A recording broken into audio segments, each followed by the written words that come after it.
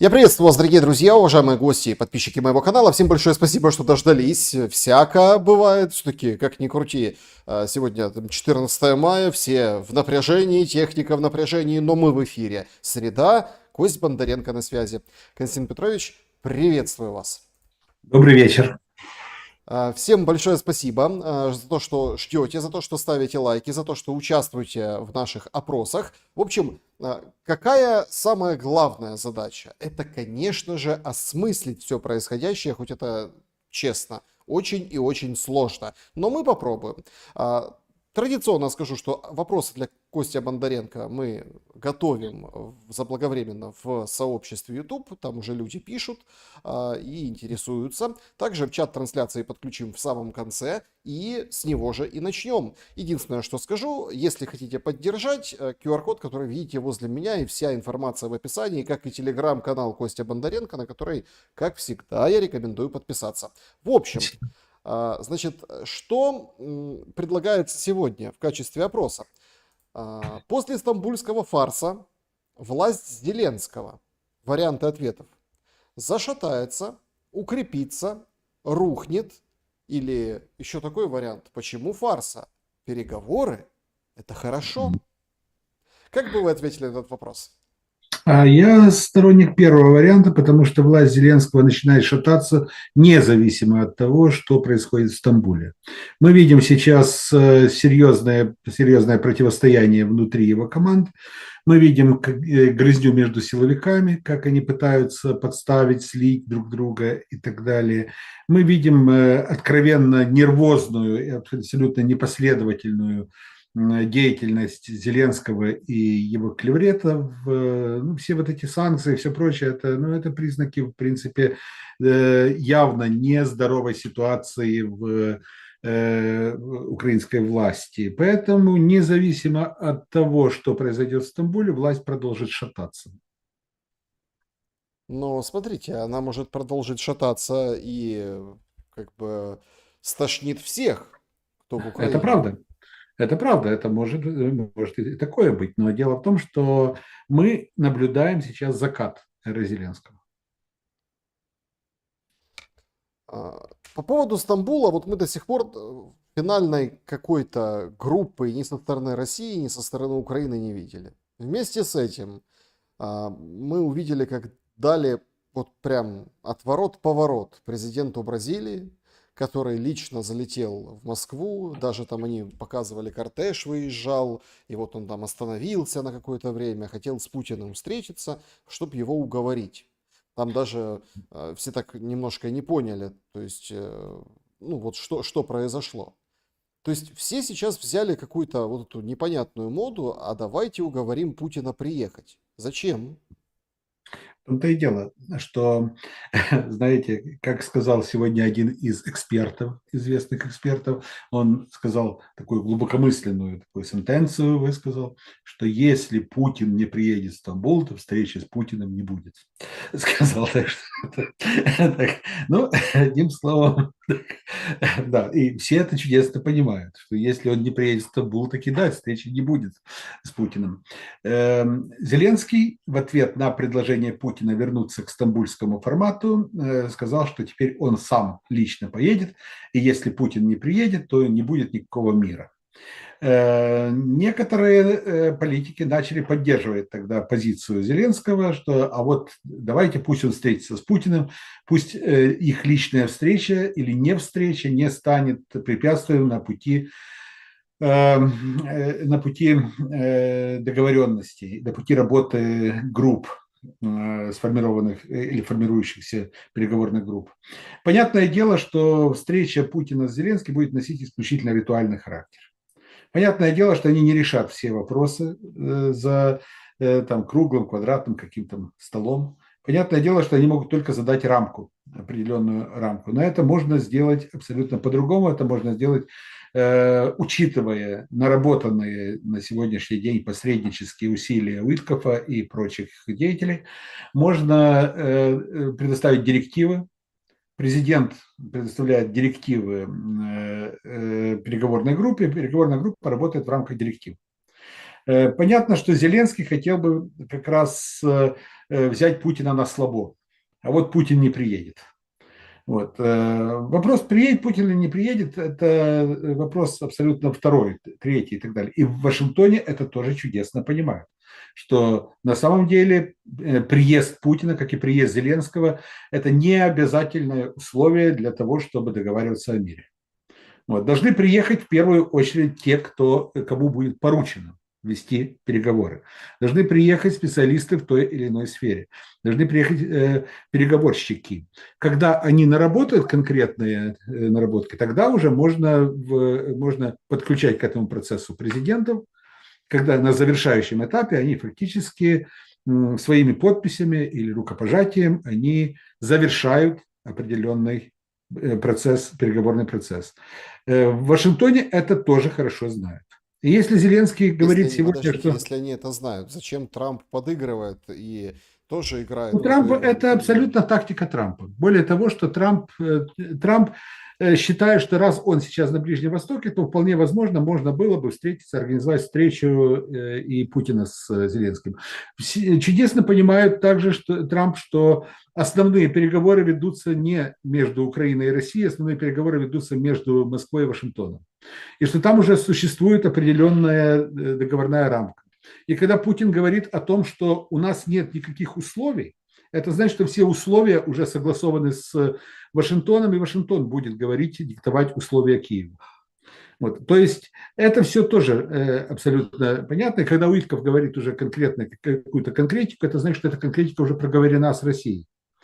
Вот. Так что, по большому счету, в данной ситуации, если Зеленский вдруг скажет, что мы выходим из переговорного процесса, который так и не начался, потому что не приехал Путин, это не будет оценено в Вашингтоне положительно.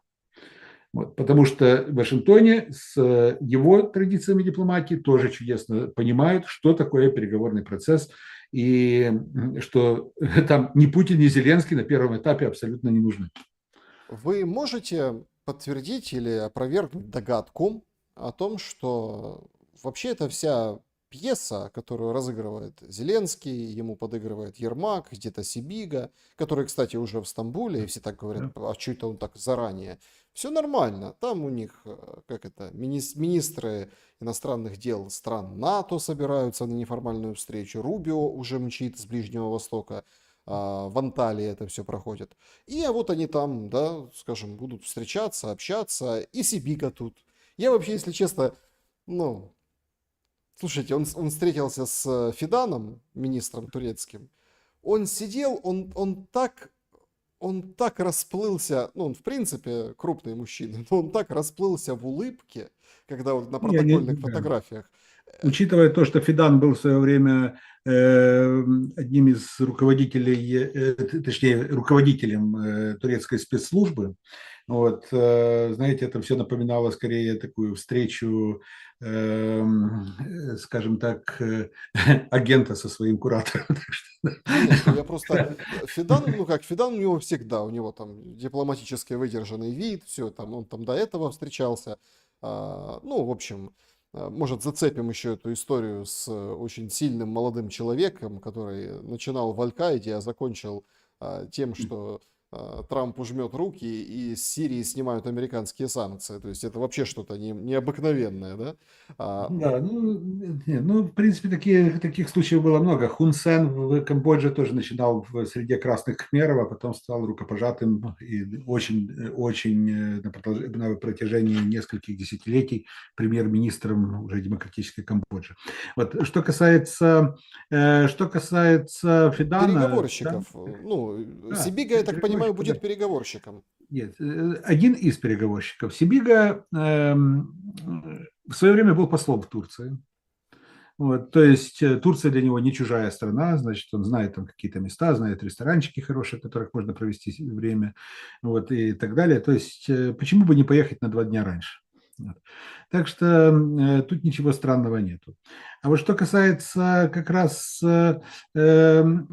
основных участников, пока что сохраняется интрига, потому что обещали в России, что 13 числа объявят состав делегации. Вот, ждем. Вот. Нет ясности, будет ли Путин. вот, приедет ли Путин, нет ясности, приедет ли Трамп, нет ясности, состоятся ли встречи именно 15 числа, или же сейчас прозвучала такая мысль, что они перенесли на 16 встречу. То есть есть еще очень и очень много непонятных моментов. Ну вот, выходит Зеленский в своем вечернем обращении и говорит о том, что ожидаю, кто прибудет от России, тогда буду определять, какие шаги надо делать Украине. Сигналы от них в медиа пока не убедительны, но мы слышим также, что президент Трамп рассматривает возможность быть в Турции, поэтому это может стать сильным, самым сильным аргументом. Неделя действительно может многое изменить, но может сейчас, пока это все решается. То есть очень, и какой-то, если честно, ну, взъерошенный какой-то Зеленский на этом сегодняшнем вечернем обращении. Если вчера он там прям в стойке был такой нападающего, да, там вот прям вот так вот он, напор такой, а сейчас как-то вот такой очень как-то потрепанный, странно как-то выглядит, и речи такие. Видите, один из аспектов, которые могут обсуждаться в ходе встречи, который предложен был России, это обмен пленными. А если Зеленский скажет, что нет никаких переговоров без Путина, это значит, что мы отказываемся от обмена пленными? Вот. Это значит, что мы отказываемся от этих вот именно гуманитарных шагов? Вот, что мы полностью отзываем делегацию? Ну, по-моему, это будет не просто глупо, это будет преступно в таком случае. И Зеленский понимает, что ему придется каким-то образом оказаться на определенной растяжке. Если переговоры будут сорваны, ему придется каким-то образом объясняться не только перед украинским обществом, сообществом, ему придется также давать определенные объяснения Трампу, для которого сейчас более всего выгодна эта переговорная площадка. Трамп очень бы хотел, это будет воспринято крайне негативно именно в Вашингтоне, в первую очередь. Если переговоры состоятся, если переговоры начнутся, Зеленскому придется отвечать тогда перед украинским народом, почему на протяжении 3 лет не было этих переговоров, если мы снова вернулись к той рамке, которая была задана в Стамбуле в 2022 году, то почему мы потеряли столько территорий, почему мы потеряли столько людей, почему мы потеряли экономику, разгромили. Вот что мешало тогда именно закончить переговоры на более выгодных условиях, чем сейчас? Это понятно, мы к этому вернемся, тем более, что это принципиально важный момент. Вот как раз-таки ключевой, я считаю, момент, потому что вы правы, а никто не говорит. Вы тоже, да, наблюдаете, то есть хорошо, переговоры, хорошо, там все путаются в понятиях, что такое прямые переговоры. Это типа лидеры или это стороны без участников, Рубио, Витков и Келлок, они вообще как бы, ну, Рубио вроде как полетел в Стамбул, но они вообще заговорили уже о пятнице, то есть, значит, не будут присутствовать на этой встрече как наблюдатели, потому что Зеленский, он как бы обманывает сам себя.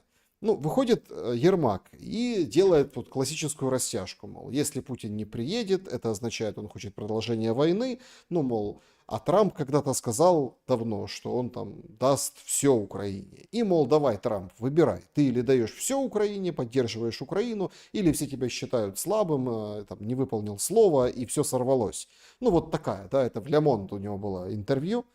То есть украинцы пытаются играть с американцами, но по сути обманывают сами себя, потому что все молчат, а о чем переговоры?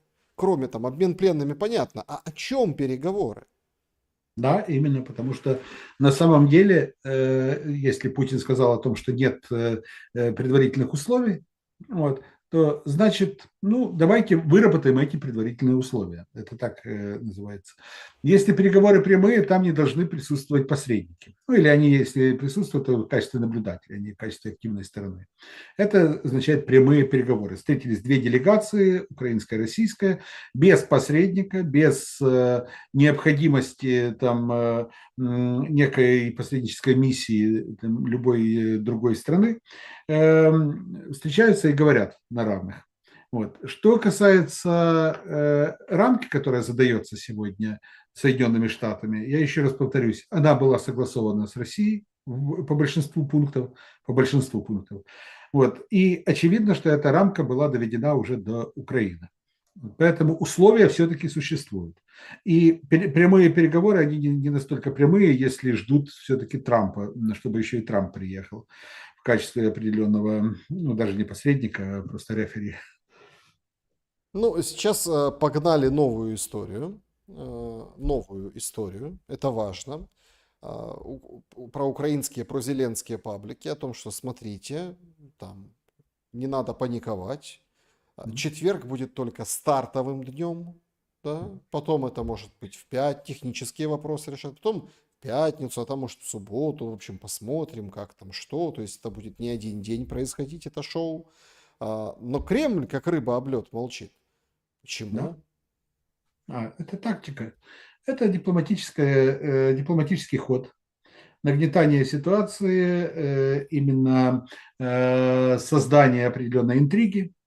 Вот, чем больше создается вот именно этой интриги, непонятных моментов вокруг переговоров, тем более выигрышной может быть позиция той же России. Вот, приедет, не приедет. Если приедет, то кто? Вот, если приедет, то когда? Будет ли Путин лично? Будет ли Лавров? Потом нет, Лавров не едет. Вот, едет Мединский. Нет, а там еще говорят другие, что там Беседа поедет и так далее. И все вот обсуждают Россию. Вы же смотрите, никто не говорит сегодня, вот Украина заявила свою позицию, и все, и она понятна, эта позиция. Но все обсуждают Россию. Вот. Это тоже своего рода тактический ход. Ну, это как, знаете, вот это тоже похожая история, если честно. Она вот похожа, вот как парад, да? То есть все вот парад, парад. И даже те, кто никогда в жизни не смотрел парад, и никому в мире там, как, людям это вообще не интересно, и они мимо этого проходили, этот парад на 80 лет все равно посмотрели. Да? Или же как выход Путина перед прессой, ночной выход. Да. Вот 1,5 часа ждали. Вот. Но если ждут 1,5 часа, значит, он что-то должен сказать. Вот. Выходит Путин, и начинается откровенный троллинг. Он собрал в 2 часа ночи журналистов для того, чтобы отчитаться о проведенном параде, условно. Начинается долгое-долгое перечисление, кто побывал на параде, какая техника шла, кто там, значит, с кем он встретился, с кем провел встречи. И я смотрел на лица журналистов, они просто не понимали, что это было. Вот. И только в конце он говорит, ну да, еще сейчас и про Украину поговорим. Вот, и вот именно вот это умение держать интригу, оно характеризует российскую дипломатию. Мгм. Значит, очень важный такой важный момент, важная деталь, на которую я хотел бы обратить внимание. Это, ну вот, все сейчас обсуждают вот Стамбул, да, как это будет, встретятся делегации, там кто в делегациях, что они решат, что они согласуют, встретятся ли лидеры, приедут один день, второй, то есть вот эта вся история. Но тут же очень важный момент. Турецкая сторона четко сказала, значит, переговоры закрыты.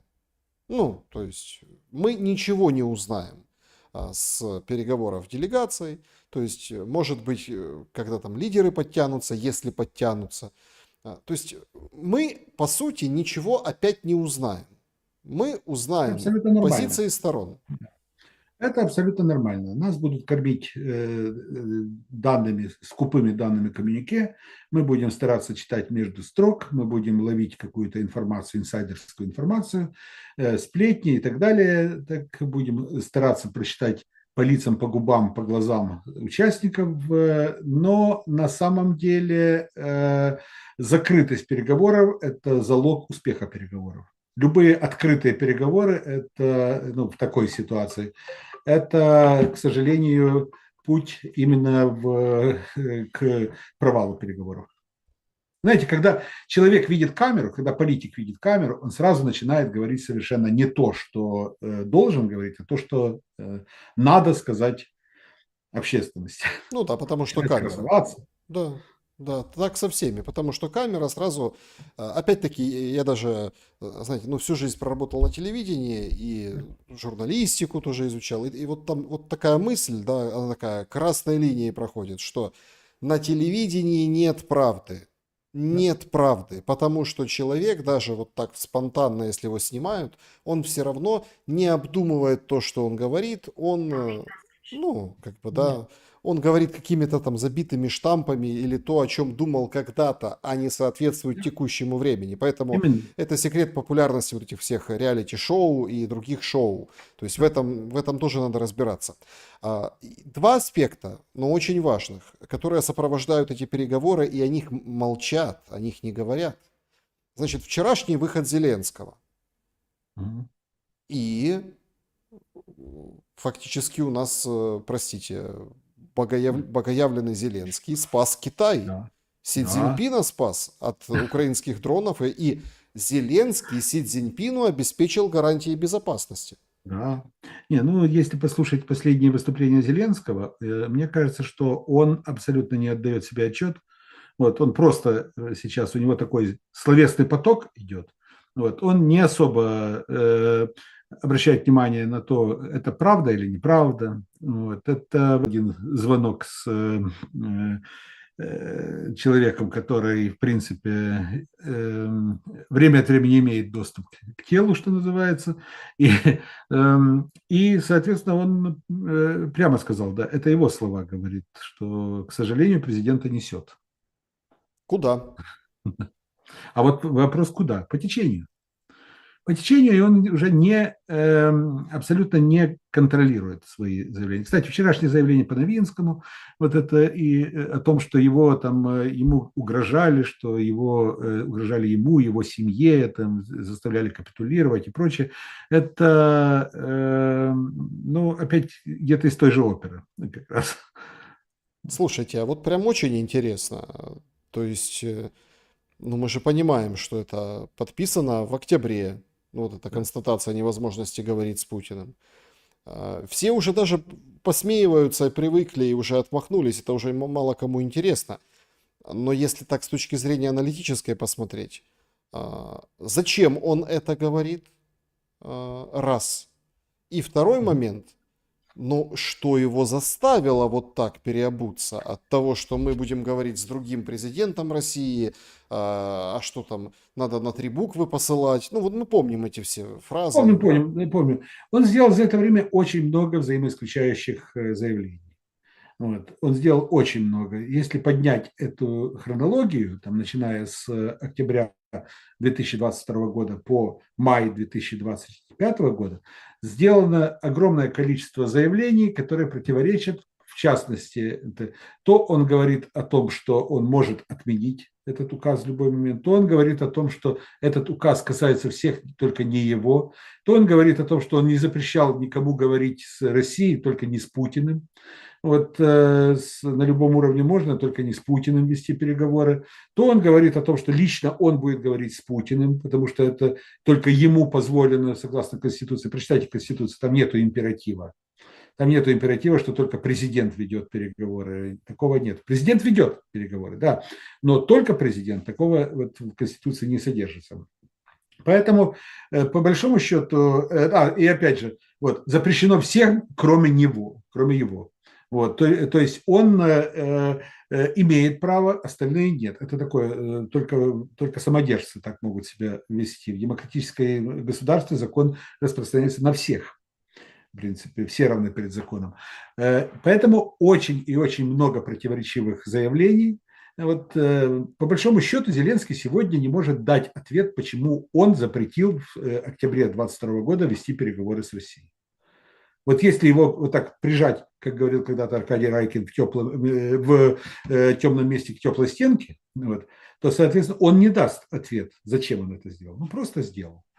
Вот сейчас Нет, ну он там был период, поступит, он хочет. подождите, там очень серьезный был период, там была там очередная волна каких-то, ну там договоренностей. Путин призывал после референдума во включение в состав Российской Да, Федерации к прекращению огня немедленному.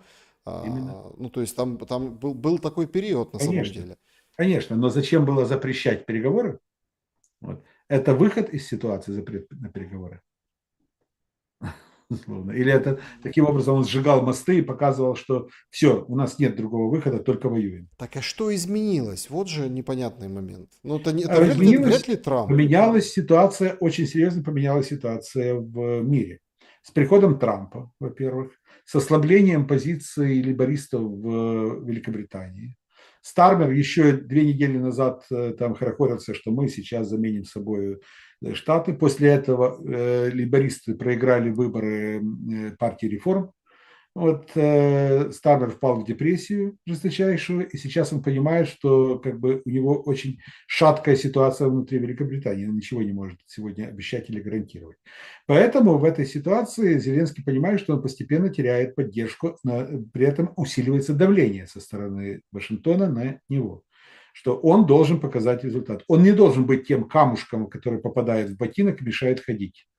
Вот. Макрон тоже что-то не шибко спасает. Макрон, опять же, фанфаронство Макрона, оно общепонятно, общеизвестно, и по большому счету Макрон мастер делать заявления, но не мастер каких-то результативных ходов. Вот. Макрон не может похвастаться результативностью действий, но заявления, да, у него громкие. Ну нет, ну заявление громкие, мощное, а потом говорит, мы дали Украине все, что могли. Да, это констатация. Ну, то есть, Потому что он сталкивается сначала, да, мы сейчас вот вступим в бой, более того, мы сейчас ведем войска, мы сейчас станем на линии разграничения, потом нет, наши войска не будут на линии разграничения, они будут на Западе, вот, мы сейчас дадим Украине, вот, потом, да у нас нечего давать Украине, то есть вот такая вот позиция его, она уже проявила себя, Макрон не может никак понять, что на самом деле при всем позерстве своем он является одним из самых слабых политиков, самых слабых президентов Франции. Именно при нем Франция потеряла свою опору в Африке, полностью Францию выдавили из Африки. Именно при нем начались очень серьезные, или даже вышли на новый виток, очень серьезные социальные проблемы внутри Франции. Именно при нем потеряно влияние на Индийский океан, территорию Индийского океана, которую Франция считала фактически чуть ли не считала, что Индия и Франция делят на двоих бассейн Индийского океана, регион Индийского океана. Вот сейчас Франция потеряла это влияние и так далее, и так далее. То есть реально есть заявления, разговоры, есть позерство, то, что называется фанфаронством, вот, но нет конкретного результата у Макрона. примечательно, что значит, Нетаньяху сейчас мечется. Он обвинил президента Макрона в поддержке терроризма после того, как тот раскритиковал гуманитарную ситуацию в секторе Газа. То есть мы видим, как вот это переобувание, оно вот налицо. Это вот коалиция желающих, а потом выходит по Украине, Макрон говорит, ой, мы все дали все, что могли, да, вот Мерц, который такой был мощный, как они веселились, смеялись в поезде, как они там приехали в Киев. Проходит 2-3 дня, и мы видим, что опять он говорит, у нас будет самая мощная армия в Германии. Хотя вроде как и Тауруса уже обещал, и такая была волна. Ну, если вот по поводу Нетаньяху, ну его серьезно обидели, конечно. Ну, Мерц, он должен время от времени вспоминать о тех условиях, на которых Германия получила независимость в 1949 году, условиях, которые прописаны в основном законе Федеративной Республики Германия. И, соответственно, там есть очень много ограничений, через которые Германия переступить сейчас, к сожалению, к счастью, не может. Вот, поэтому заявления заявлениями, но реалии являются реалиями. И сказать, что сейчас Германия может создать более мощную армию, чем, например, французская армия, ну, это просто необходимо знать те ограничения, которые сегодня Германия переступить не может. Вот. Что касается как раз вот этих всех заявлений, ну, смотрите, дело в том, что на самом деле есть желание, вот, а есть реалии. И эти реалии, они очень часто охлаждают пыл слишком рьяных политиков. Да, ну, конечно, кто бы мог подумать, да, когда войска вводили Соединенные Штаты Америки в Сирию, что теперь вот Джулани, да, Шара, вот этот, он будет жать руку, когда его там условно противостоял он против той же американской армии. Сейчас это будет главный союзник, сняли все санкции, а Нетаньяху просто рвет на себе последние волосы и говорит: я же просил не снимать с них санкции, а Трамп сделал по-своему. Очень Да. неожиданный, кстати, ход. Да, это не только не просто неожиданное. Дело в том, что политика, ближневосточная политика Соединенных Штатов, она является очень сложной, очень многоплановой, и она не сводится к тому, что будем поддерживать единственного нашего союзника Израиль, вот, а все остальные пусть падут ниц и просто смирятся с тем, что мы предпринимаем. Понятное дело, что такая политика сейчас не является актуальной, и, соответственно, Израиль никак не может понять, что в этом ближневосточном гареме им не отведено место единственной жены и даже любимой жены, а одна из. Вот. И, соответственно, это будет как раз характеризовать в дальнейшем политику Соединенных Штатов относительно Ближнего Востока. И нынешний ближневосточный вояж Трампа как раз он и показывает, что политика будет абсолютно разноплановой на Ближнем Востоке. Возвращаясь к переговорам и к, ну вот, такому дню Че, или там день X, вот такой важный завтрашний день. Ожидания серьезно перегреты, но непонятно что и как это все влияет на поле боя. Военные устали, откровенно говоря, устали. Сейчас идет отступление небольшими темпами, но идет. Населенные пункты опять возвращаются в сводку, которые там занимают российские войска. Касается, казалось бы, самого боевого направления, которое уже все пристрелено, Донецкой области. Да, там мы видим продвижение, там, Днепр и так далее, и так далее. А как вообще политику, ну вот военную политику строить Зеленскому на фоне, ну вот такого процесса откровенной сдачи, что ли, как раз таки интересов тех военных, которые сейчас воюют, и как воюются в окопах во время, ну вот таких игр Зеленского с иностранными партнерами, союзниками, контрагентами. На самом деле, когда начинают говорить о мире, после этого начинается определенное настроение в любой армии. Любая армия ждет, когда закончится война. Любая армия не готова воевать вечно. Вот более того, военные – это люди, которые видят смерть, видят, что такое война своими глазами. Вот, и привыкнуть к этому невозможно ни за что. Никогда невозможно привыкнуть к этому. Поэтому, да, был такой случай, уже медийно раскрученный, когда у погибшего солдата нашли телефон в поисковике в Гугле. Вот, он искал как раз тему мирные переговоры. Вот, и когда начнутся мирные переговоры. То есть это последнее, что он искал как раз. Поэтому в данной ситуации военные ждут, когда настанут переговоры. Опять же, если будет объявлено перемирие сейчас на 30 дней, если сейчас кто-то говорит, что 30%, кто-то 20%, кто-то говорит, что половина там дезертирует или же уходит в самоволку, то этот процент возрастет значительно. Потому что наступление, сам ветер мирных переговоров, сама возможность мирных переговоров приводит к внутренней демобилизации. Внутренняя демобилизация, когда уже начинают многие думать о том, за что гибнуть. Что происходит вообще в неожиданном месте на границе с Венгрией? Сегодня, буквально перед нашим эфиром, журналисты, то есть нет, там есть Такай, ну, регион, и там сбили якобы 2 разведывательных беспилотника вооруженных сил Украины. И официально ни одна из сторон пока нам эту минуту, когда мы с вами беседуем в прямом эфире, это не подтвердила. Ну и понятно, это прецедент. Как это так? Что за дроны, что они там делали и вообще к чему это? Ну вот буквально вчера, позавчера, да, мы видели технику, которую гонят военную к пунктам пропуска венгерско-украинской границы со стороны Венгрии. Они подтягивают броню.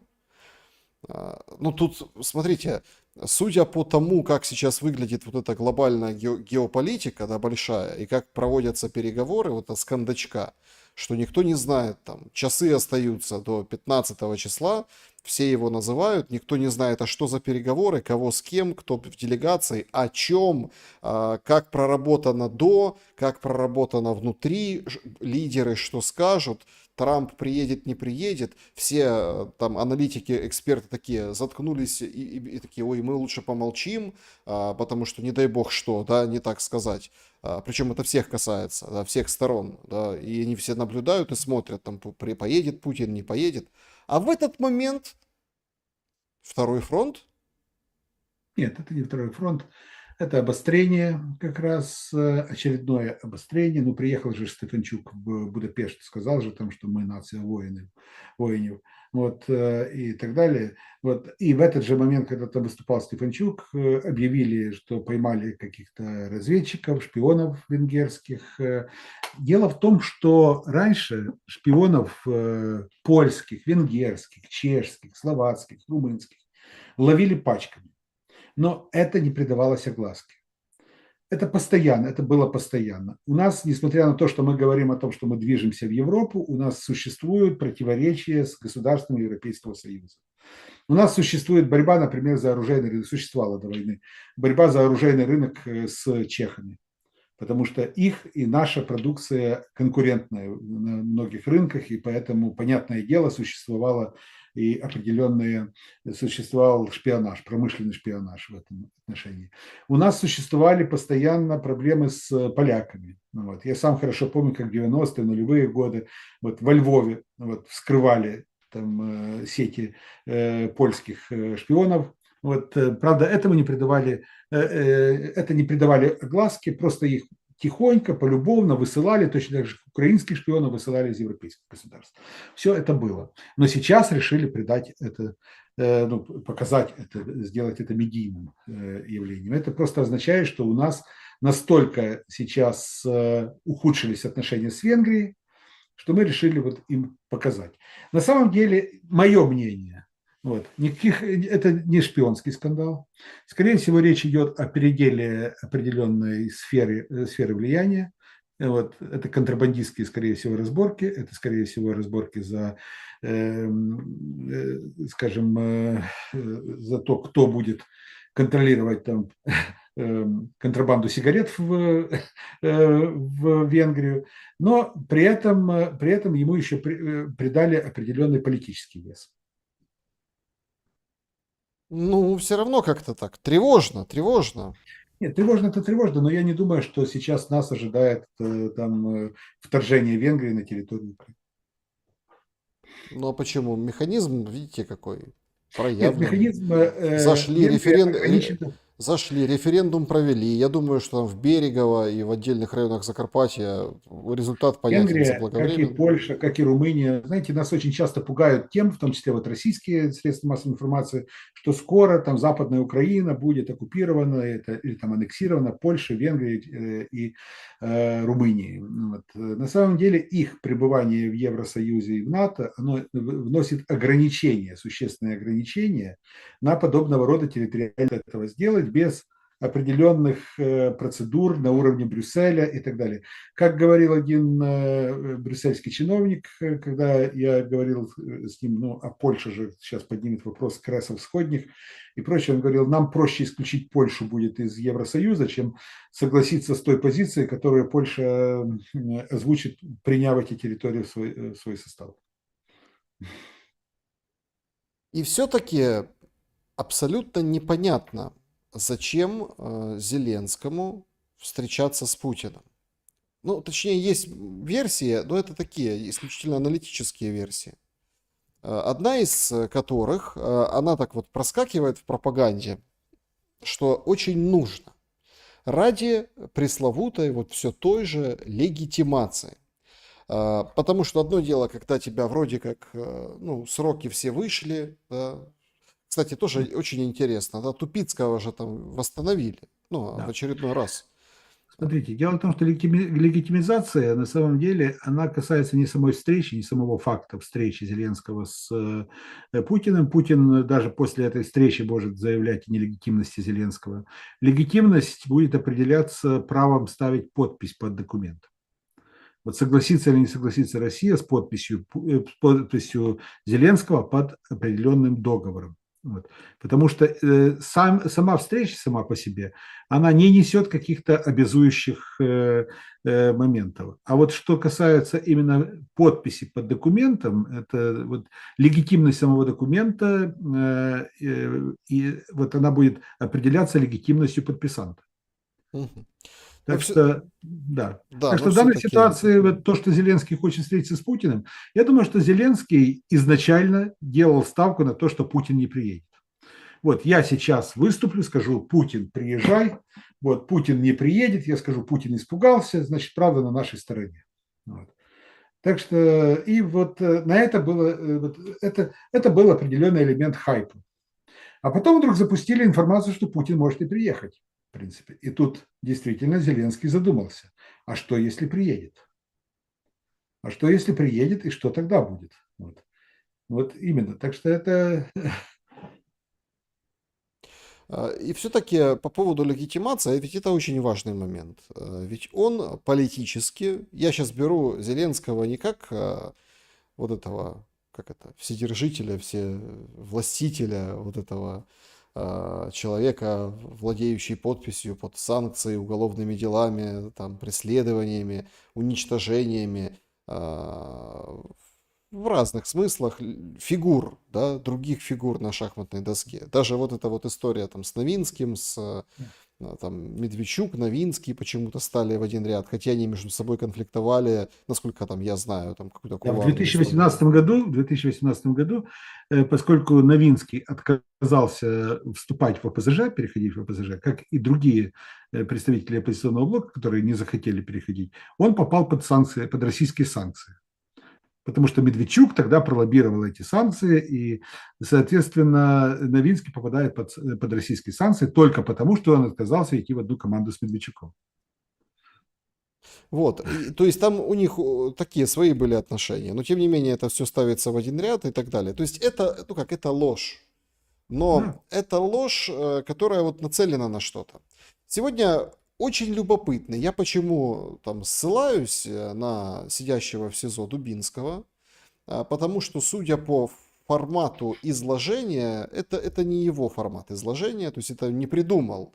То есть даже по стилистике написания. Это он откуда-то взял. Ну, из своих каких-то источников, где-то кто-то передал. Это планы на выборы. Как они будут проходить? Буквально коснусь, там целая схема, как будет строиться, вот кто отвечает за конкретное там направление. Понятно, там в общем, Зеленскому будут шить мантию победитель Путина, ну, потому что добились же устойчивого прекращения огня, там, да, перемирия, Да. поэтому Зеленский победил. Будут цифровизацию пробивать, очень интересно. Ну и там, в общем, такие моменты. Что важно, что, значит, после объявления перемирия будут пытаться сохранить мобилизационный ресурс, то есть никого никуда не отпустят. Списки будут формировать тоже с учетом, разрешат военным голосовать, и с учетом того, что эти голоса тоже будут подконтрольны, то есть армия проголосует как надо. Да. Что интересно еще, что из этого ну, как документа, плана, да, который публикуется, значит, за пределами, значит, волонтерские хабы вот эти активизируются, сетки, значит, нужно добить прям четкую цифру, 3 миллиона голосов из-за рубежа получить за Зеленского. Угу. Прифронтовые территории готовится там специальный порядок голосования, добиться того, что, в общем, поддержат, если там кто-то как-то проведут какие-то там типа голосования, привезут прифронтовые области откуда-то, они там проголосуют, и это вроде как вот прифронтовой регион проголосовал. Ну и понятно, что это все будет растянуто на несколько дней, то есть не будет единого дня голосования. И, в общем, очень быстро все надо провести, но признали, что как бы резко, слишком токсично может быть воспринято сокращение срока. Значит, Зеленский, да, что интересно, ключевые лозунги его кампании предварительные: победитель Путина, который сумел объединить цивилизованный мир, вместе с Зеленским выстояли, вместе отстроим, коней на переправе не меняют, ну и все в таком духе. Что вы думаете по поводу этих планов? Насколько похоже на правду или идет просто какая-то такая политическая история? Ну, это не связано с деятельностью Зеленского. Значит, почему-то вспомнилось, когда вы говорите про то, как будут голосовать военные, режим специального голосования там и так далее. Я вспомнил, как когда я служил в армии, это был 89 год, в марте 89 года проходили выборы в Верховный Совет СССР, депутата Верховного Совета СССР. Известные выборы, вот, демократический созыв Верховного Совета. И голосование у нас в части проходило следующим образом. Вот подполковник, не буду называть его фамилию, вот он дал инструктаж, комбат сказал следующий. Заходите, вот, вам даю бюллетень, при мне ставите галочку, говорит, заходите в кабинку, после этого бросаете. Вот, так что, соответственно, вот этот контроль, который тогда осуществлялся, я думаю, что он будет точно таким же и на этих выборах. Вот, и на этих выборах. И действительно, Зеленский именно хочет применить определенные технологии контроля над административным ресурсом, над определенными, скажем так, группами населения. Мы с вами уже не раз говорили, что именно диаспора и именно военные будут самым главным фальсификационным ресурсом для Зеленского и его команды. Именно. И поэтому я не верю в демократические выборы. И когда я общаюсь, например, со своими американскими коллегами, которые говорят выборы, я говорю, извините, выборы у нас ничего не изменят. Выборы ничего не изменят, президентские выборы, только, скажем так, скажем, не совсем конституционные пути решения вопросов могут привести к изменению ситуации в стране. Вы можете понять, ну, сегодня, ну, попробуйте, по крайней мере, да, то есть, ведь сейчас же как все выглядит, что вот Трамп как бы является и подыгрывает Зеленскому в его, ну, чтобы он как бы использовал Трампа как инструмент, чтобы Путина как бы вызвать, ну и так далее. А параллельным курсом появляется интереснейшая новость от издания «Анса», что в июне месяце Зеленского не зовут на саммит НАТО. Не зовут. Это одно из условий уже не только России, но и Соединенных Штатов, что Украина должна отказаться от членства в НАТО, от перспектив членства в НАТО, не должна поднимать этот вопрос, что тема членства Украины в НАТО не должна стать раздражителем. Вот. Именно поэтому Трамп предлагает не звать Зеленского на саммит. Ну, это, конечно, очень показательно. Да, это одно из условий фактически на Западе. Ну, я думаю, что очень скоро придут к этому консенсусу.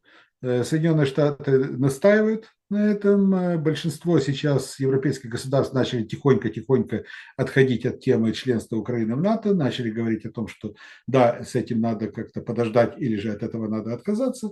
Ну, вот это самое малое, что может потерять Украина, что необходимо Украине предоставить другие гарантии безопасности вместо членства в НАТО.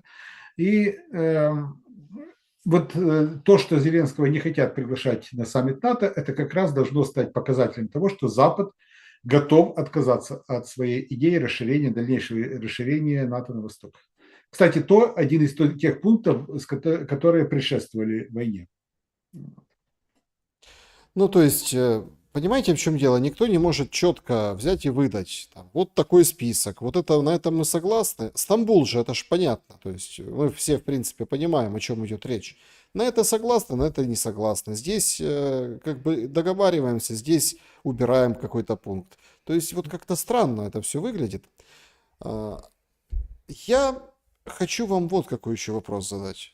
А что происходит? Ну, мы с вами там обсуждали, и не только с вами, и вообще на неделе обсуждали вот эти все выпады о том, что надо ТикТок заблокировать, надо Телеграм заблокировать, всех заблокировать, все зачистить. Если чего-то кто-то по-русски только рот открыл, ему надо прилететь и написать «Москва рота» и так далее. Ну, то есть такая политика. Но тут сегодня Bloomberg выдает, ну вот буквально во время нашего эфира, потрясающую какую-то историю. Говорят, в ТикТоке начали активно убирать запросы, ну то есть не выдавать эти запросы, пессимизировать, чтобы нигде не появлялось, оценки, видео, фрагменты Мерца, Макрона и Стармера в поезде. Вроде ж как бы салфетка, вроде там ложечка для перемешивания. А ТикТок, как быстренько выполнил, но это там у них система другая. То есть в ТикТоке они там приходят запрос, они все быстренько убивают, вычищают. YouTube и X пока от этих видео или этих запросов, да, или каких-то предложений это все пессимизировать и убрать на нет, пока отказался, ну ничего не ответил. Может согласиться позже. Слушайте, ну это какая-то странная история.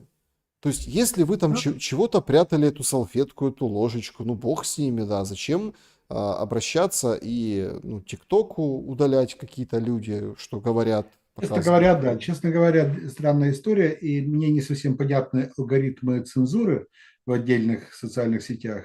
Я могу предположить, что X, который контролируется Маском, он точно не пойдет на подобного рода цензуру, учитывая взаимоотношения между Маском и европейскими лидерами. Вот. Но для меня очень странная позиция оказалась Китая и китайской корпорации, которая контролирует TikTok. Вот. Так что, ну, понятное дело, что есть целый ряд фирм, которые специализируются на том, что они убирают определенную информацию, они предлагают очень дорого свои услуги, вот, при этом они ведут непосредственно переговоры с руководством тех или иных корпораций. Это очень сложные иногда переговоры, не менее сложные, чем переговоры между Украиной и Россией сейчас. Вот, о том, что давайте каким-то образом почистим интернет от той или иной информации. Вот. Вполне возможно, что это просто успешные переговоры вот именно подобного рода переговорщиков, к которым, наверное, прибегли команды европейских лидеров. Ну, то есть, что-то там таки было. Ну, по крайней мере, то, что бросает тень на Мерца и Макрона. А вроде так смеялись, так улыбались, так интересно всем было друг с другом. Шутили там как-то, что-то выговаривали. Да, в принципе, есть определенные ситуации, определенные вещества, после которых действительно вот, улыбаются и смеются. Друзья, давайте подведем итоги нашего сегодняшнего голосования. Значит, ну тут принципиально из того, что очень нужно и важно, как раз в эти дни там Зеленский крымского татарина назначил послом, то есть не было послом, зампредседателя Меджлиса Наримана Джеляля послом назначили в Украине. И принципиально еще очень важная штука, ну, это вот прям как бы тоже нужно отметить, да, что выдает Нагора Reuters материал, где говорят, что любые гарантии безопасности для Украины затянут Запад в потенциальную войну с Россией, а любые нереальные гарантии безопасности оставят Украину ни с чем. Да, то есть, и вот так между этих двух огней все и мечет. Согласны вы с таким утверждением? Абсолютно, да. Так что это, ну, в принципе, то, о чем мы, в принципе, тоже уже долгое время говорим, вот, оно становится очевидным. То есть оба варианта являются достаточно проблематичными для Украины. Друзья, итак, значит, ну и тоже из свежего, что появляется, Вашингтон-Пост. Зеленский хотел заморозить контакты с Российской Федерацией, но США и ЕС его переубедили этого не делать. Президент был недоволен ходом переговоров. Зеленский собирался запретить команде общаться с россиянами. Уитков ему сказал: если вы явитесь, а Россия нет, Москва будет выглядеть плохо и будут последствия. Поэтому, собственно, вот этот весь сыр-бор и закручивается. Ну, интересная информация, примем к сведению. Очень интересная информация. Вообще такая полубеллетристическая. Да, Вот правда, да? А то, что Витков фактически нам говорит, что так, значит, это мы россиянам оставим, это вот вы оттуда уйдите, тут россияне подвинутся, тут еще что-то, Запорожскую да, атомную будем. Вот это большое интервью, да, то, которое да, было да. вчерашнее. Все как-то, ой, ну, сказал и сказал. Мы Виткова не слушаем, мы Келлога слушаем. Тот говорит, санкции против России будут. Но дело в том, что вокруг Трампа существует как минимум три группы влияния серьезные. Их намного больше, но три самые серьезные. И, соответственно, в данной ситуации Уитков и Келлог принадлежат к разным группам влияния, и поэтому они делают разные заявления. Да, ну и приходит еще одна деталь. Все-таки Лулу не отбрили окончательно. Он приземлился там, ну, передохнуть от перелета в Москве. И там, с московского, там, Внуково, кажется, это было, да, они созвонились с Путиным по телефону. Поэтому э, оказия, так сказать, пригласить или уговорить Путина приехать в Стамбул, ну, или возможность такая, да, была у Лулы, президента Бразилии. Мне напоминает времена, брежневские времена. В детстве, помню, смотрел я там вместе с родителями программу «Время», и одна из новостей, вот часто встречались новости, когда некий лидер некоего государства, вот, пролетая над Советским Союзом, с борта самолета послал приветственную телеграмму генеральному секретарю ЦК КПСС, председателю Президиума Верховного Совета СССР и прочее, прочее, прочее, вот, в которой сказал и так далее. То есть это была такая форма, пролетая над СССР. Вот, так вот, в данной ситуации Лула да Силва тут уже не телеграмма, а просто телефонный разговор, пролетая над Россией. Продлетая, да, над гнездом кукушки, так сказать. Значит, вот такие итоги у нас сегодняшнего нашего разговора. 24,5 тысячи нас смотрят. Друзья, пожалуйста, поставьте лайк, подпишитесь. После стамбульского фарса власть Зеленского. 13% считают, что укрепится. 18% почему фарс, переговоры это всегда хорошо. 21% рухнет, считают. И 48% зашатается. Ну, если так сложить, то 69% думают, что зашатается и рухнет. Ну, вот если так, вот так Да. объединить. Ну, видите, так что не я один оптимист. Значит, перейдем к вопросам нашей замечательной аудитории. Всем большое спасибо, что пишете, что ждете наши эфиры. Вы большие молодцы. Как бы все самое свежее и самое интересное здесь. И вот начнем с вопросов из сообщества YouTube. Нет, из клуба зрителей в Телеграме. Давайте отсюда сначала. Значит, Игорь 627 спрашивает. Хотел спросить у Кости Бондаренко, будет ли вторая книга «Джокер не сыграл?» И сразу варианты, как обыграть. Джокер не сыграл, режиссер все решил, злодей и так слишком реален. Джокер не сыграл, потому что Хит Леджер забрал все овации навсегда. Джокер не сыграл, придется выкручиваться по-честному. Джокер не сыграл, но клоунада все равно продолжается. Сейчас в одном европейском издательстве выходит уже третье издание фактически Джокера. Два предыдущих были полностью раскуплены. Вот. Большое спасибо, кстати, Владимиру Александровичу Зеленскому. После введения санкций это просто бум был. Так что он уже и выступил и в роли литературного критика и литературного агента. Что большая ему благодарность. Вот. Что касается вот этого выхода, мы договорились с издателями, что в самое ближайшее время я допишу часть, еще одну главу, фактически допишу всего того, что произошло на протяжении ноября и мая этого, с ноября по май. Вот. Так что это будет глава, которая вот буквально сейчас в течение недели я ее закончу, и в течение, как мне сказали издатели, в течение 2-3 недель выйдет следующий же тираж с еще одной дополнительной главой.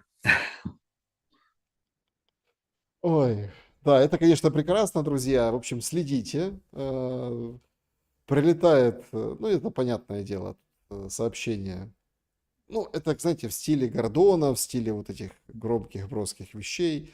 Есть такое издание «Диалог UA». Планы изменились. Путин готов лететь в Стамбул, пишут они вот прямо сейчас. Ну, это, конечно, мне кажется, это все будет вот эта вот раскачка очень и очень, очень и очень такая. Да, будет. Будет, я думаю, сейчас многие же гонятся за сенсацией, хайпом и кликабельностью, кликбейтом, так скажем. Это из той же серии. Знаете, давайте, чтобы там точку поставить в нашем основном. Ну, в принципе, давайте сейчас еще один вопрос из нашего, из моего клуба в Телеграме. Вот такой. Не кажется ли Константину Петровичу, что эта возня по встрече Зеленского и Путина в Стамбуле настолько недостойная и странная, прямо во все тяжкие, что по любому нормальному начальнику службы безопасности президента пришла бы в голову мысль о готовящейся ловушке? Арест по ордеру МУС, случайный прилет, как будто такого не водится за США, уж тем более за Зеленским. Почему бы не попробовать типа? Нет, ну, понятное дело, что в Стамбуле случайного ареста точно не будет. Вот Стамбул как раз, насколько я знаю, не выдает по запросу Международного уголовного суда тех или иных лиц. Что касается подобного рода ловушек, да, естественно, что любое подобного рода мероприятие, оно сопряжено с очень высокими повышенными мерами безопасности. Любой руководитель службы безопасности будет рекомендовать, первое, это, а можно ли не ехать? Если нельзя не ехать, то тогда, значит, надо отправить побольше людей. И, знаете, мы очень часто видим картинку и часто не подозреваем, что стоит за этой картинкой. Вот, приезжает лидер некоего государства, вот, Трамп куда-то приезжает, там Путин куда-то приезжает, Си Цзиньпин. И мы считаем, что на самом деле это вот приехал лидер, с ним там небольшая группа людей, которых мы видим, там, которые спускаются по трапу и которых мы видим где-то в кадре. Но на самом деле иногда это превышает количество лиц, которые пребывают вместе с тем или иным лидером, превышает 1000 человек. Превышает 1000 человек. Вот. Я очень хорошо помню, я наблюдал просто количество автомобилей, количество автомобилей, которые прибыли вместе, это группа, которая прибыла в Москву в 2000, если не ошибаюсь, 2018 году вместе с королем Салманом, Мгм. королем Саудовской Аравии. Я в то время как раз был в Москве, и я наблюдал. Вот это просто-напросто они поселялись, что называется. Это была только небольшая часть прибывшей свиты. Вот. Что говорить уже о любом визите Путина, о любом визите Трампа или любого другого мирового лидера вот, в ту или иную страну. И значительная часть тех, кто прибывают, это представители службы протокола, и особенно это безопасники, которые обеспечивают безопасность. Сообщество YouTube, перенесемся сюда. Значит, ну, в общем, интересно происходят вещи, значит, и люди на них обращают внимание. Доброго вечера. Синяя борода задает вопрос. Константин, какие силы мешают вернуть меч в ножны раздора внутри Украины? Я о борьбе с москалями. Ведь в сущности украинцы не ищут войны с русскими. Это оболванивание и подмена за 35 лет, полтора поколения. Или это геноцид капитализма, где кто-то тупо дрова и против, ну, по Нет, желанию и против. просто в свое время был определенный заказ. Вот. Заказ явно не изнутри, с Украины, заказ на разжигание именно национализма как основы некоего нового курса. Украина как антироссия. Вот. Это началось еще в конце 90-х годов, и, соответственно, постепенно, поэтапно, шаг за шагом это все развивалось вплоть до Майдана 2014 года. Ну и, соответственно, есть определенные технологии воздействия, что называется, на неокрепшие умы, технологии постепенной девальвации предыдущих ценностей и внедрения новых псевдоценностей, новых псевдотрадиций. Все это апробировано. И я думаю, что это надо, что это в нескольких предложениях это невозможно объяснить. Необходимо писать целую книгу о когнитивных изменениях, о когнитивном воздействии на большие массы с определенными целями. Вот. Необходимо было противопоставить Украину России. Ну, в принципе, я думаю, что когда-то кто-то это напишет обязательно. Дмитрий Благодарю. задает вопрос. Говорят, машины теоретически могут создать коллективный ум. Константин Петрович, могут ли люди создать коллективный разум? Спасибо за ответ. Вы знаете, эта тема тоже постоянно поднималась, начиная с эпохи Просвещения. Можно ли создать определенный коллективный разум? В принципе, масонское движение именно на этом тоже было построено, что необходимо какие-то внедрения светлых целей, правильных целей, и необходимо нести разум, шлифовать, обтесывать людей, вести их к свету определенному вот, и так далее, и что вот этот коллективный разум может изменить мир. Как мы видим, прошло уже 250 лет, почти 300 лет с тех пор, и у нас все еще задаются вопросом, могут ли люди создать определенный коллективный разум. Так, значит, добрый вечер. Иван задает вопрос. Почему вы не упомянули в своем посте, что первый средневековый Евросаммит, съезд монархов в 1429 году, окончился разделом Молдовы? Следующие Евросаммиты оканчивались таким же образом. Кого-нибудь делили: Польшу, Австро-Венгрию, Османскую империю. Я просто из-за краткости, фактически краткости стиля, я не стал говорить о том, что именно было на этом саммите. Там было очень много вопросов. Там и вопросы, скажем, поднимались конфликты между Данией и Ганзейским союзом. Там поднимались вопросы, которые касались переселения Ливонского ордена в устье Дуная и так далее. То есть там огромное количество разных вопросов, но все они были, в принципе, как бы по ходу как бы они определялись, эти вопросы. Да, действительно, размежевание там интересов в Молдове тоже поднимался этот вопрос, но самый главный вопрос тогда стоял: князь Витовт очень хотел получить корону. И он хотел заручиться поддержкой монархов тем, что, значит, Витовт достоин этой короны. Более того, согласно легенде, которая, в принципе, очень правдоподобна, корону ему все-таки везли, вот, но потом польская шляхта перехватила, польские феодалы перехватили гонцов с этой короной и, соответственно, украли эту корону, чтобы Витовта не короновать. Но это уже другая была история, это совершенно иной был. Но саммит не достиг своих целей в 1429 году. Петр Скоморохов. Совет Безопасности ООН принимает документ по Минску. Результат наплевали.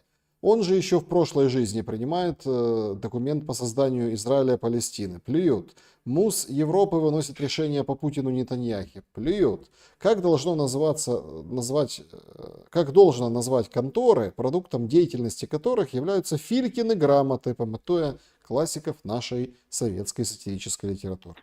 Ну, на самом деле, действительно,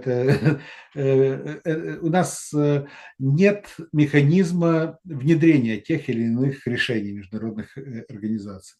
И многие международные организации являются абсолютно бесполезными по своему содержанию, по своему смыслу даже. Совет Европы, Парламентская ассамблея Совета Европы, более бесполезной структуры, я не знаю, ОБСЕ. Вот. Они не могут с 1975 года свой устав принять. Не то, что там получить какой-то мандат, который бы, кроме мониторинга, чем-то их наделял каким-то другим функционалом. Поэтому я считаю, что в принципе существует огромное количество бесполезных, абсолютно бесполезных организаций, которые только занимаются проеданием больших сумм денег. Мгм. Значит, тут вот негодующий читатель спрашивает, м, Пулик 73. Вот все-таки я после ваших санкций, парни, от вас не отписался и продолжаю смотреть. Но, парни, наблюдаю вашу предвзятость. Константин, спасибо. Спасибо, Саша, задаю вам 5-й раз вопрос. Почему нет книги о Порошенко? Звоните, отмазка, что не хватает материала или информации, ну теперь это просто несерьезно. Ваш опыт говорит о том, что книга о Кучме есть, Джокер есть, а о человеке, который изменил историю Украины, инфы нет. Вы боитесь? Только честно. Вот честно не боюсь. Вот если бы у меня было не 24 часа в сутках, а там, хотя бы 48, вот с удовольствием взялся бы. Вот честное слово. У меня очень много планов. Сейчас у меня новые будут выходить книги и пишутся, и никто с меня не снимал еще обязательства по написанию там аналитических материалов, мой главный, скажем так, хлеб. Вот, и так далее, и так далее. То есть все это необходимо, вот просто необходимо время. У меня есть материалы и для написания книги про Петра Порошенко, и про Виктора Януковича, и про Виктора Ющенко. Более того, у меня уже есть наброски определенных книг. Кстати, у меня около 120 страниц было написано в свое время про Юлию Тимошенко. Так, значит, соответственно, то есть у меня есть много заготовок, скажем, но эти заготовки необходимо каким-то образом довести до нормального читабельного состояния. Вот. Да, Константин. Как говорил Высоцкий, когда состарюсь, издам книжонку. Вот. Так что в данной ситуации, хоть мне уже как бы, хоть уже не юноша, но все еще думаю, когда состарюсь, издам книжонку. Да, понятно. Спасибо за ответ. Константин, 32, задает вопрос. Значит, не считаете ли вы, что Трампа просто гложет зависть к Путину? Он, скажем, редко кого посещает, а вот его и эмир Катара, султан Омана, просто страны Южной Америки, я вообще молчу. А создание БРИКС, а удивительная реальность искусства парада победы в Москве. А что мы наблюдаем сегодня? Тяжело спускающегося Трампа с трапа самолета в Катаре. Штаты с каждым днем становятся все меньше и меньше интересны в мире. И это видно невооруженным взглядом. Это мое наблюдение, а ваше? Но я не знаю, есть ли зависть какая-то. Мне кажется, что каждый из них, Трамп и Путин, занимает свою нишу определенную, у каждого из них свой стиль, у каждого из них свои есть внутренние, там, скажем, и ограничения, и внутренние резервы. И, соответственно, я не думаю, что кто-то кого-то будет копировать. Есть определенные традиции, которые сложились в Соединенных Штатах и в России, и я не думаю, что эти традиции перенимаются достаточно активно. У Трампа есть свои возможности, и они действительно достаточно велики, практически, можно сказать, безграничны. Ну, это я, наверное, конечно же, слишком громко сказал про безграничность, но все-таки они достаточно широки. У Путина свои, и опять же, я не думаю, что у кого-то из них существует определенная зависть друг к другу, тем более, что они чудесно понимают, что их мандат ограничивается определенными территориями и сферами влияния. Эдвард, вопрос. Константин Петрович, как вы думаете, или знаете, кто является главным идейным забойщиком во власти нынешнего гонения и преследования украинских медиаличностей, включая вас, Александра? Неужели тот самый пианист? Спасибо за откровение. Как мне говорят, что на самом деле есть определенные лица, которые готовят предложения относительно списков. Эти лица находятся как в Службе безопасности Украины, так и, например, в Совете нацбезопасности. Вот, ну, приведу один пример. Это такой человек, как Андрей Коваленко. Там же Вот. там сегодня у спичрайтера Зеленского день Кстати, рождения. пользуясь случаем, передаю привет Дмитрию Литвину, с которым мы в свое время пересекались в профессиональном плане. Это было лет 17 назад. Вот, так что, что касается как раз людей, вот они формируют эти списки и передают их потом на утверждение. И очень часто коррективы вносит лично президент. даже не Ермак. А вот именно президент начинает иногда истерить и говорить, почему почему вот этот человек там, например, еще не в списках, почему вот почему не введены санкции и так далее. Мгм. Ну, вот видите, как хорошо. Теперь немножко знаем больше из-за угла, Не, так это сказать. можно. Сегодня, между прочим, телеграм-канал «Политика страны», он дал сегодня достаточно развернутый материал, достаточно развернутую, несколько подач, кстати, в телеграм-канале, как раз схему того, как принимаются санкции. Ну, сегодня еще там пошли накаты, ну, о том, что там телеграм-канал Джокер говорит, что против блогеров, вообще не связанных с политикой, просто там каких как Алхим, там еще каких-то, которые ее поддержали за русский язык, которые там борются за свое право, их тоже под санкции. Почему Да, бы и и нет? некоторых политтехнологов, кстати говоря, сейчас под санкции. Вообще, то есть, причем я знаю некоторых из них, против кого готовятся санкции. Вот, это абсолютно патриотичные люди, люди, которые действительно помогали и фронту, и которые постоянно стояли именно на стороне официальной позиции. Как я шучу, что это люди, которые до сих пор пишут Путин с маленькой буквы и Россия. Вот. Против них тоже готовятся санкции. Ну, вот видите, как. Можно переходить на большую. С чатом немного пообщаемся. Артур Алиев. Сделка Трампа и Украины – это сделка США и России? Да, это сделка США и России. Ну, видите, как хороший. Вопрос такой ответ. Значит, брат наоборот, пользователь. Кто будет следующим президентом Украины? Будет ли вообще такая должность и поменяют ли Конституцию? Ой, я не знаю, кто будет следующим. Я боюсь, что если будут сохранены правила игры, которые сегодня существуют, то следующим президентом Украины снова станет Зеленский. Мгм.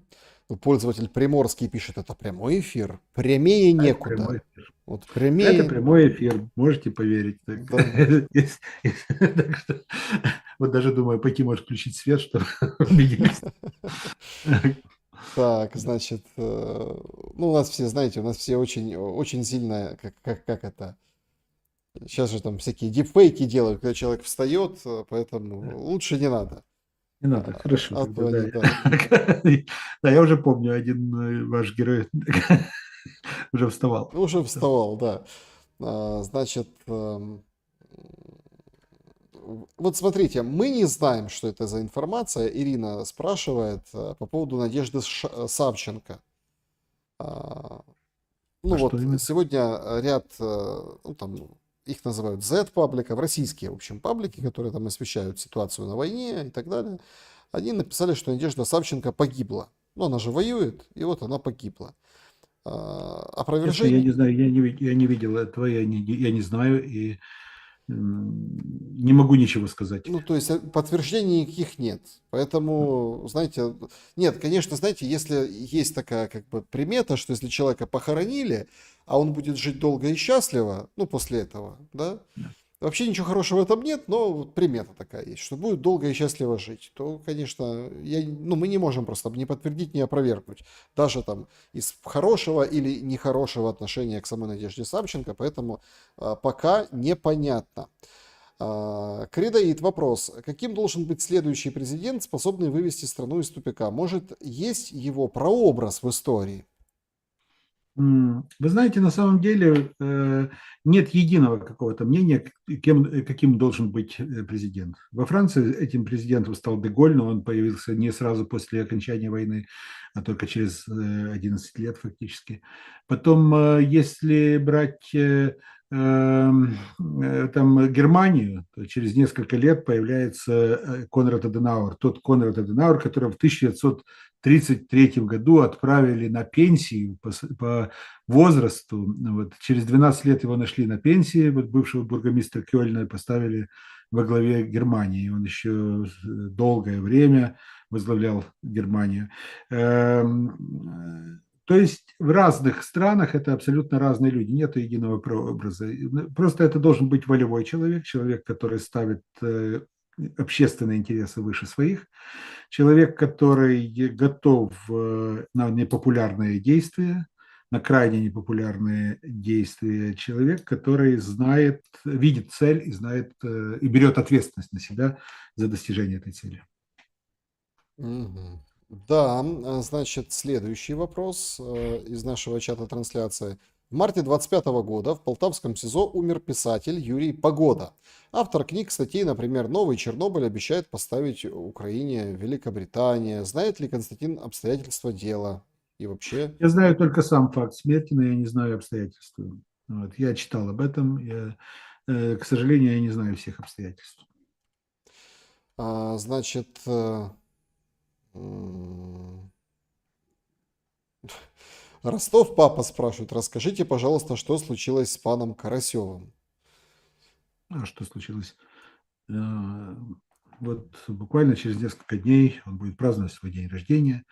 Он, как и я, как и Александр, находимся под санкциями. Что еще? Отношусь к нему с большим уважением, неизменным уважением. Эм, Он в Украине, в отличие от меня. Так что ему сейчас намного тяжелее, чем мне. Тяжелее, и смотрите, все нормально. То есть мы с ним, мы, конечно, можем держать интригу, запускать какие-то там намеки, что кто-то. Нет, ни в каком там, ни в каком он не в заточении, все там, Нет, все нормально. он не в заточении, это да. Он судится, и как бы достаточно бодро смотрит в будущее, говорит, готовит новый контент, потому что то, о чем он говорил там еще там полгода назад, вот оно сейчас начинает сбываться. А новый контент требует новых как бы перемен. А перемены вот они уже не за горами. Ну, так считает Карасев. Поэтому всем передает привет и благодарит за поддержку, за то, что интересуетесь в вопросах. Это всегда приятно. Значит, Вера, Константин, почему для проекта «Антироссия» выбрали вообще Украину, именно Украину? И возможно ли это было сделать с другим народом? Потому что, во-первых, украинский народ был фактически не первым, но не вторым в рамках Советского Союза. Во-вторых, была очень серьезная политическая диаспора в Украине, была традиция определенной антироссийской направленности, была концепция истории, альтернативная концепция истории существовала. Была история 200-летнего, как минимум, 200-летней работы над созданием тоже проекта «Антироссия» в 19-20 веках. И, соответственно, все это предопределило то, что есть инструментарий, который можно задействовать для того, чтобы максимально противопоставить два некогда братских народа. Значит, вопрос от Лины Востроиловой. Есть ли кто-то, кто по приказу которого ВСУ безоговорочно сложат оружие? Хороший Высшее такой командование. Высшее вопрос. командование, верховный главнокомандующий или же командующий ВСУ. Но только после того, как будут подписаны соответствующие документы политического содержания. Да, значит, э, вы согласны, Алексей Ефремов, что реальные гарантии Украине может дать только Россия? Ну, на самом деле, да. На самом деле, да, и, соответственно, это было понятно еще до войны, потому что фактически, фактически другие гарантии, они являются достаточно условными. Каково будущее Крыма? Вернется ли в Украину? Снимут ли санкции? Будут ли крымские татары определять судьбу Крыма? Смотрите, крымские татары являются меньшинством в Крыму. Меньшинством. В лучшие времена в Крыму жило там, порядка 200-300 тысяч крымских татар при населении 2 миллиона. Это при том, что, например, несколько миллионов крымских татар живут в Турции. Это важный аспект. Будут ли татары определять? Ну, знаете ли, меньшинство вряд ли будет определять ситуацию на территории, на которой они являются меньшинством. Играть свою роль, важную роль, влиять на процессы, да, но не определять эти процессы. Кому бы ни принадлежал Крым. Вернется ли Крым в Украину? Украина не будет признавать Крым потерянным, Украина будет считать его своим, но контролировать, увы, в ближайшие десятилетия она его не будет. К А, сожалению. Значит, вопрос, Константин, почему украинцы так боятся за украинский язык и культуру, если республики в составе России имеют свои языки и культуры? На самом деле это один из элементов, из фетишей в процессе вот этой эмансипации, скажем, национальной эмансипации. Но реально я не думаю, что стоит переживать за украинский язык. Его стоит развивать, да, но не административными методами, не при помощи чиновнических инструкций, указов и там, нормативных актов, а при помощи вот, реальной конкуренции. Вот. Почему в начале 90-х годов был всплеск украинской культуры, украинской поэзии, прозы, музыки и так далее? Всплеск. Действительно талантливые люди, талантливые произведения. Вот. Когда власть не вмешивалась в эти процессы. А как только власть начала вмешиваться, так сразу появилась серость, тотальная серость в этом культурном пространстве. Угу. Извините, ни одного не гениального, уже про гениальное я не говорю, вот талантливого фильма. Я стараюсь смотреть за тем, я стараюсь наблюдать за процессом. Я не вижу сегодня именно так блестящих писателей, тех, которые бы могли бы составить конкуренцию хотя бы вот этому вот, хотя бы тем людям, которые творили в советские времена или же которые создавали там Золотой фонд украинской литературы.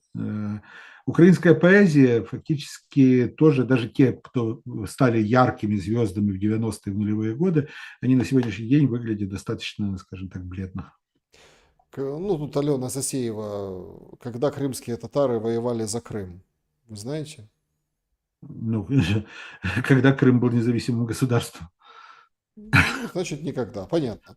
А, Значит, Константин, Лариса Агеева, завидуете белорусам? Я люблю Белоруссию, я люблю белорусов. Я до войны часто бывал в Беларуси, у меня там очень много друзей. Завидовать не завидую, но я вот с большой любовью и теплотой отношусь к Беларуси. Я владею белорусским языком, я знаю очень много стихов на белорусском. Я читал в оригинале практически всего Короткевича в оригинале, прочитал Шемякина, так что поэтому у меня особое отношение к Беларуси, очень, очень нежное и очень теплое, но без зависти. Да, друзья, значит, ну давайте точку поставим. Наташа спрашивает, почему за всю историю Украины нет ни одной песни о Киевской Руси? Это, кстати, очень интересный момент.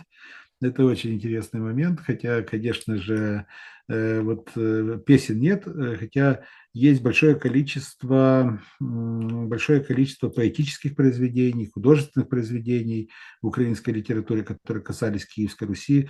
Можно вспоминать и того же Скляренко, и Угляренко, и ту же, опять же, можно вспоминать и Наталью Забилу, и вообще целый ряд людей, которые, ну, даже Шевченко пытался переводить слово полку Игореве. Вот, поэтому, да, действительно, у нас как бы с одной стороны есть восприятие Киевской Руси как определенной там предтечи украинской государственности на официальном уровне, так, по крайней мере, это официально воспринимают. Сразу скажу, что я не принадлежу к тем, кто говорят, что Киевская Русь – это украинское государство. Вот. А с другой стороны, как-то недооценка в культурном плане. Да, друзья, всем большое спасибо за то, что побывали на этом эфире. Константин Петрович, я традиционно вас благодарю за время и мысли. Спасибо и до новых встреч. Будем следить за Стамбулом. Ух, Да, прям, знаете, такой следим, да. сериал «Великолепный век». Куча серий, куча там сезонов. Это Роксолана наша, чернявенькая, с бородой, в костюмчике а-ля Хаки, поедет, ой, как интересно, к султану, представляете? В общем, потрясающее действо нас ждет. Все обсудим, проанализируем обязательно. Подписывайтесь, не оставайтесь в стороне, ставьте лайки. Увидимся. Всем добра и света. До свидания.